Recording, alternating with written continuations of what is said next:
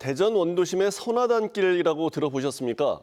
충남도청 이전으로 공동화됐던 선화동 일대가 최근 1년여 새 복고풍 카페와 맛집들이 속속 들어서면서 활력이 돌고 있습니다. SNS에서도 선화단길이 뜨고 있는데 박병준 기자가 현장을 다녀왔습니다. 수십 년 된 한옥 마당 곳곳에 20, 30대 젊은이들이 옹기종기 앉아 맥주를 마십니다. 도심 속 한옥이라는 독특한 분위기와 예쁜 조명이 어우러져 찍기만 해도 인생 사진이 담깁니다. SNS 보고 애들이랑 이쁠 것 같아서 왔어요. 평소에 볼 수 없던 분위기여서 좀 좋은 것 같아요. 오래된 골목 계단을 따라가자 예쁜 조명을 밝힌 대문이 나옵니다. 한국 전쟁 중이던 1952년 지어진 구옥이 분위기 좋은 막걸리 전문점으로 변신했습니다. 62년 된 이 집 역시 석가래를 살리고 창고를 개조해 경양식 식당으로 재탄생했습니다. 2012년 충남도청 등이 이전하며 내리막길을 걷던 대전 선화동 일대에 새 바람이 불고 있습니다. SNS에선 예쁜 카페와 맛집이 몰린 서울 경리단길에서 이름을 따 선화단길로도 불립니다. 변화가 시작된 건 지난해 봄. 복고 감성의 음식점 등이 하나둘 문을 열기 시작한 뒤부터입니다. 비슷한 분위기의 업종이 모이면서 1년 반 사이 반경 300~400m 안에 신규 개업한 카페와 음식점이 36곳, 이전 40년간 개업한 12곳보다 3배나 많습니다. 처음에 이제 오픈했을 때 조금 힘든 부분이 있었는데 지금은 이제 여러 가게들이 많이 생겨가지고 좀 유동인구도 많아지고 그래도 손님들이 많이 찾아오는. 젊은 층 유동 인구가 늘면서 오래된 상점들도 변신을 고민하고 있습니다. 장기적으로 보면 메뉴를 그래서 지금 고민을 해요. 젊은 친구들을 위한 메뉴, 그거를 지금 개발을 하려고 그래야 젊은 친구들 흡수할 수 있으니까.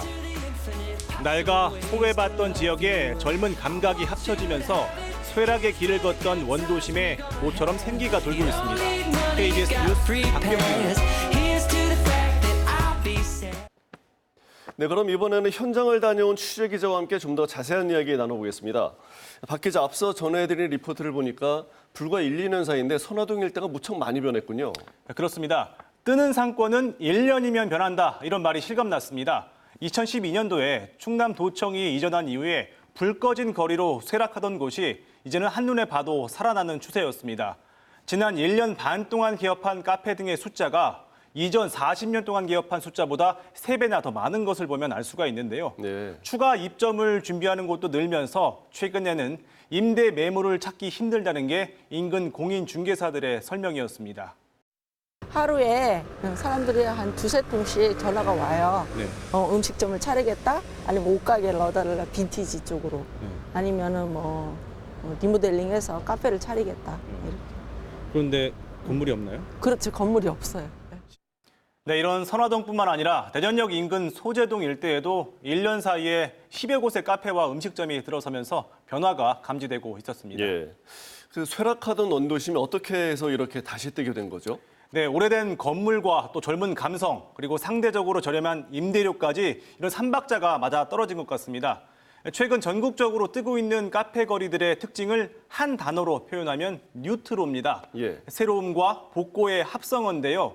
경주의 황리단길, 전주의 갱리단길, 부산 서면의 전포 카페거리 등이 대표적입니다. 예. 그래서 대전 선화단길이나 소재동 카페촌이 뜬 것도 비슷한 이유로 분석이 되고 있습니다. 또 상대적으로 저렴한 임대료도 한몫하고 있는데요.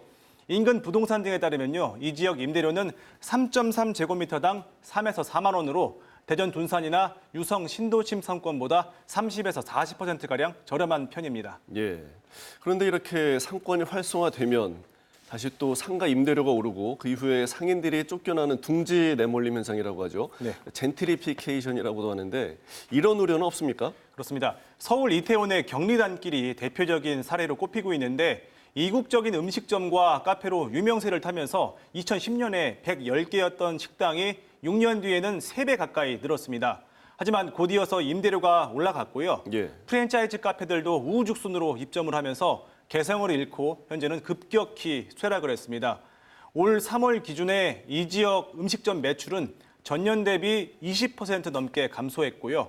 2017년부터는 창업보다 폐업이 더 많은 상황입니다.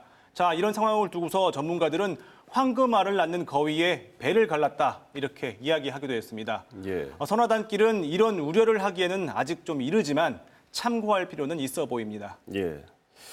자, 그 대전 원도심 카페 거리가 계속 좀 이런 분위기가 유지가 됐으면 좋겠습니다. 네. 앞으로 어떤 노력이 필요하겠습니까? 네, 볼거리와 즐길거리 그리고 홍보 활동이 필요해 보입니다.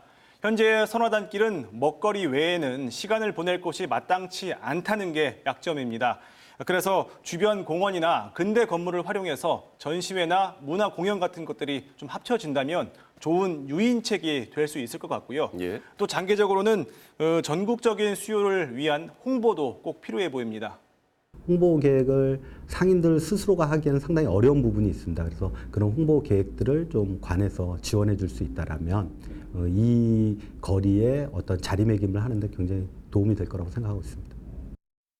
네, 선화단길이 전주나 경주의 카페 거리처럼 지역을 대표하는 명소로 자리 잡을 수 있을지 지켜봐야 될 것 같습니다. 네, 박병준 기자 수고했습니다.